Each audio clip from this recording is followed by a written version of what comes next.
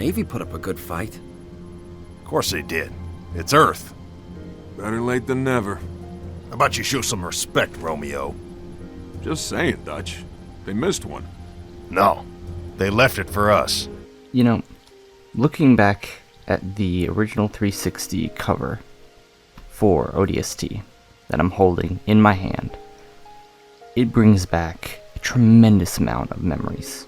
From the first time that I jumped into Halo 3 multiplayer, to the first time that I roamed the streets of New Mombasa, to even the ODST stop-motion Mega Block videos that I saw on YouTube, being much younger. And I think I could probably safely say with a lot of confidence that ODST was my favorite campaign. Now, not saying that any of the other Halo campaigns are any worse, besides Halo 5, but this one stands out in my memory a lot, and not only from the visuals, to the cutscenes, to the firefight, to the way the gameplay worked, to the story, but also to the music. Troopers, we are green and very, very mean!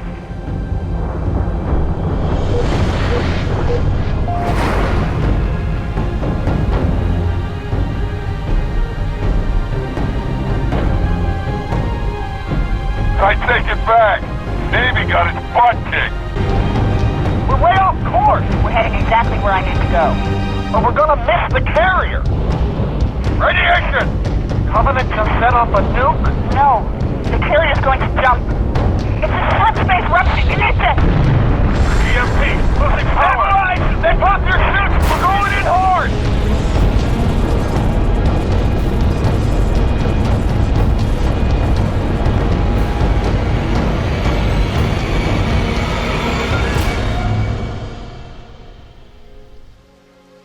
To the art style, with the cover art that you can find on Instagram or Twitter. There's just a lot here that I felt like Halo really did expand on. It was a story that wasn't Master Chief's story. It ran alongside it, and it had details and Easter eggs that related back to Halo 2. But it was its own story.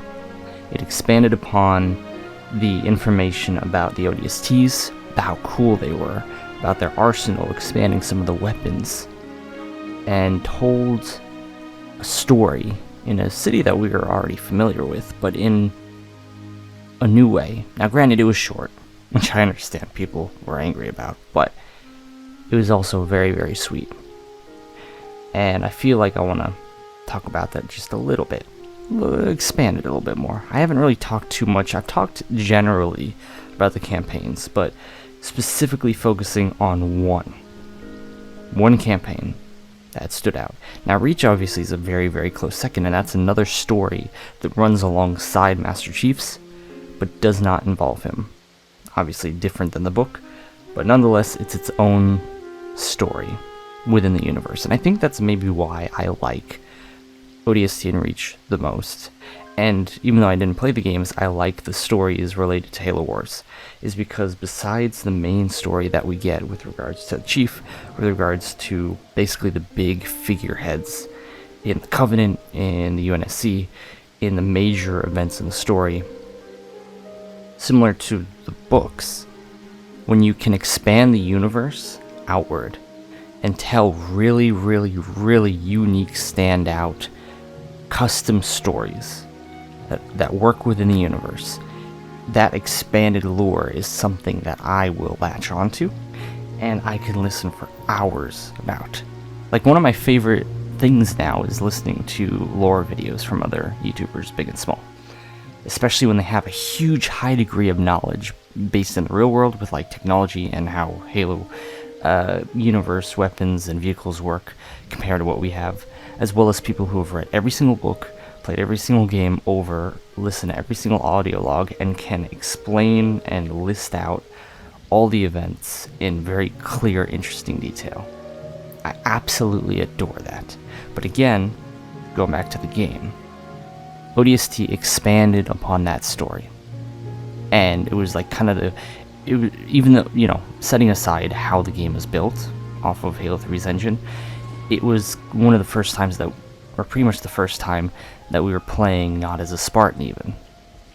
The fact that we were vulnerable, that we were alone, exploring a city, the first time that you kind of really had a more expanded free roam feeling through the city, and this mystery, this problem solving, piecing together parts of the story, playing as different characters, as they all met up together.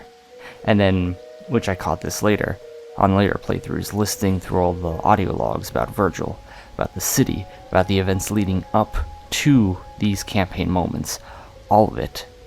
The trailer that I always want to use in cinematic videos because it's brilliant, live action trailer.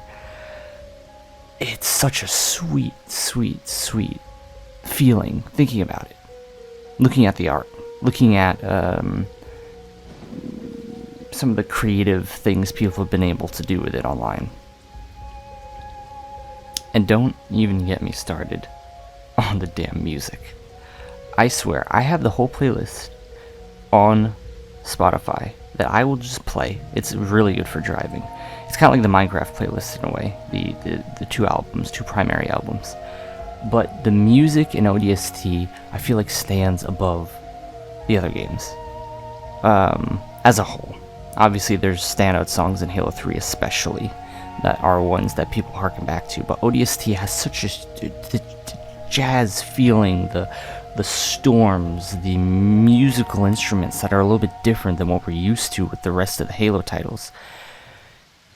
Even compared to like Reach, which was different but also still felt more in line with what we got from the original Halo titles. It stood out in a major way, and it brings feels to the table that I feel like you didn't have with the other songs. It's just very unique. And I can ramble on and on and on and on, and honestly, I'm not sure if I'd want an ODST 2, but I'd want something that can expand upon the story similar to ODST and similar to Reach. A story that is in-universe. It could be in the past, it could be during the Halo events in the games. I don't care.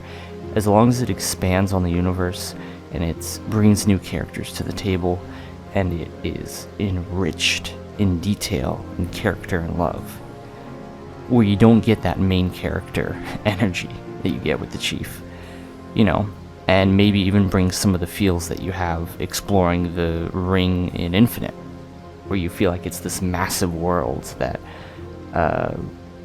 you're roaming around in, trying to discover mysteries and problem solve and save lives. If that can happen again, with music that is unique, with a storyline that is unique, even if it's borrowed over from the books, that'd be a dream come true. Are we gonna get that?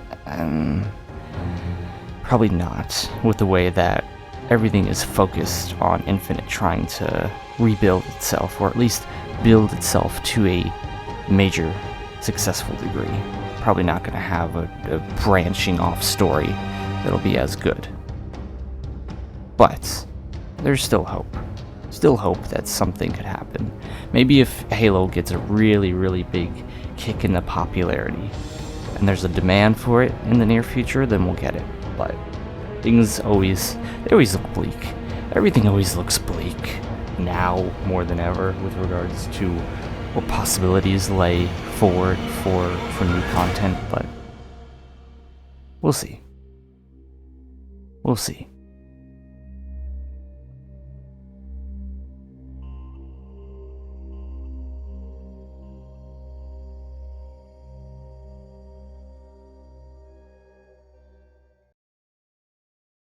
And honestly, I'm just here for the jazz.